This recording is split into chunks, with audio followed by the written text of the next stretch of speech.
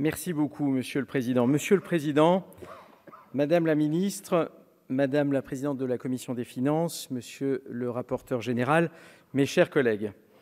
Alors certes, l'examen définitif de ce projet de loi de règlement sera évidemment moins scruté que celui du pass sanitaire, mais il n'en est pas pour autant sans enjeu pour notre pays.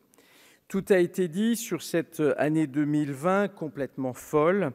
Pour autant, il n'est pas inutile de scruter le passé pour en tirer quelques enseignements que nous espérons utiles pour mieux pouvoir affronter l'avenir. Alors, quelles leçons tirer des comptes de l'année 2020 ?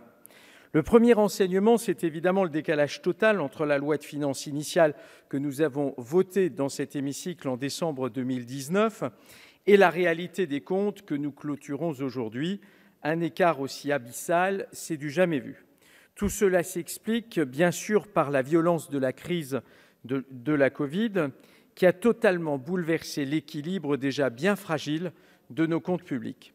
La spirale est hélas implacable avec une récession violente, une baisse des recettes de l'État, une envolée de nos dépenses et donc une explosion de nos déficits et de notre dette.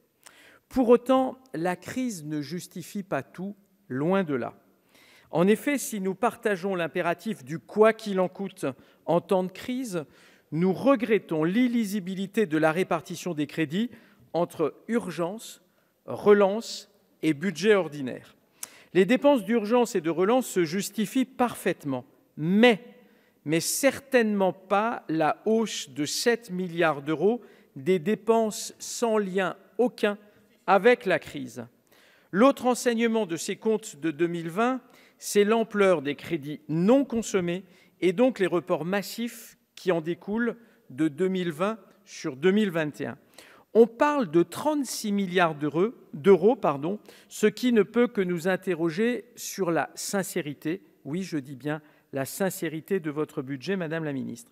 C'est d'ailleurs ce qui a expliqué l'échec de la commission mixte paritaire et nous partageons largement les inquiétudes et les reproches formulés par nos collègues de la droite sénatoriale. L'autre grande leçon de 2020, c'est évidemment la fragilité relative qui a été la nôtre au moment d'affronter la crise. La faute à des dépenses records, un déficit incontrôlé et un dérapage de notre dette bien avant l'émergence du Covid. Je dis bien avant l'émergence du Covid. Ce n'est pourtant pas faute de vous avoir mis en garde, et ceci depuis l'arrivée au pouvoir de cette majorité en 2017. Je vous rappelle les propos de notre groupe parlementaire. Nous étions très insistants sur ce point. Alors qu'en 2019, 23 des 28 pays de l'Union européenne se sont désendettés, la France faisait partie des 5 pays qui continuaient d'augmenter allègrement leur dette. Nous payons aujourd'hui le prix de vos renoncements à tout effort en temps de conjoncture favorable. Oui, je le dis, vos renoncements à tout effort en temps de conjoncture favorable. Même votre objectif déjà modeste de réduction de la masse salariale de l'État avait été abandonné bien avant la crise de 2020.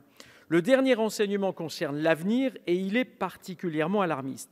Rien n'est prévu par votre gouvernement pour réduire notre dépense, ni aujourd'hui, ni demain, ni même après-demain. Les réformes courageuses, en particulier celles des retraites, ont été enterrées. Et ce ne sont pas les gesticulations récentes qui permettent de dire autre chose, de même que les décisions difficiles sont repoussées au calende grec. Pire, votre gouvernement a finalement décidé de laisser filer plus que prévu les dépenses publiques l'an prochain. 2022 aurait pu être l'année du sursaut pour les générations futures. Il n'en sera finalement rien. Madame la Ministre, je vous mets une nouvelle fois au nom de notre groupe en garde.